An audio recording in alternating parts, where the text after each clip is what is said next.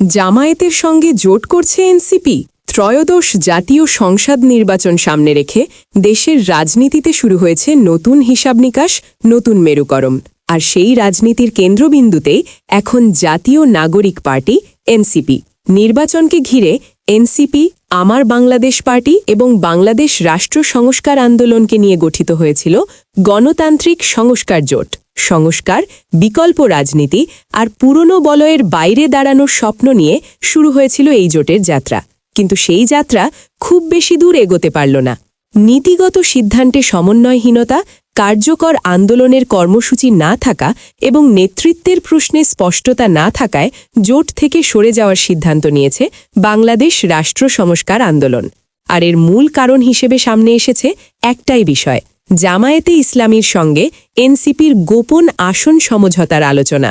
জোটের একাধিক নেতার সঙ্গে কথা বলে জানা গেছে, এনসিপি জামায়াতের সঙ্গে প্রায় ৫০টি আসন নিয়ে দর কষাকষি করছে। এর বিপরীতে জামায়াত এনসিপি সহ শরিকদের ২০ থেকে ২৫টি আসন দেওয়ার বিষয়ে প্রাথমিক সম্মতি দিয়েছে বলেও জানা যাচ্ছে।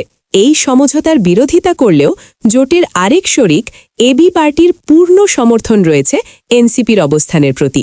আর এখানেই ভেঙে পড়ে তথাকথিত সংস্কার জোটের ভিত। যদিও এনসিপির যুগ্ম আহ্বায়ক সারোয়ার তুষার বলছেন, জামায়াতের সঙ্গে আসন সমঝোতা এখনো চূড়ান্ত নয়, আলোচনা চলছে এবং সিদ্ধান্ত জানতে আরও সময় লাগবে। কিন্তু রাজনৈতিক অঙ্গনে ততক্ষণে উত্তাপ ছড়িয়ে পড়েছে। বিশেষ করে তরুণ রাজনীতির সঙ্গে যুক্ত মুখগুলো সরব হয়ে উঠেছেন। বৈষম্য বিরোধী ছাত্র আন্দোলনের সাবেক সমন্বয়কাররা প্রকাশ্যে সমালোচনা করছেন এই সম্ভাব্য জোটের।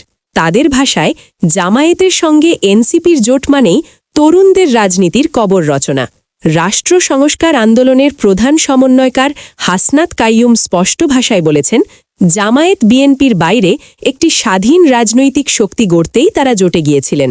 কিন্তু যদি এনসিপি জামায়াতের সঙ্গে আসন সমঝোতায় যায়, তাহলে তারা কখনোই সেই প্রক্রিয়ার অংশ থাকবেন না। সব মিলিয়ে প্রশ্ন এখন একটাই: সংস্কারের রাজনীতি থেকে কি এনসিপি সরে এসে আবার পুরনো বলয়ের রাজনীতিতেই পা রাখছে, নাকি এই জোটই বদলে দেবে দেশের রাজনীতির সমীকরণ? চূড়ান্ত সিদ্ধান্ত আসছে খুব শিগগিরই, আর সেই সিদ্ধান্তই বলে দেবে এনসিপির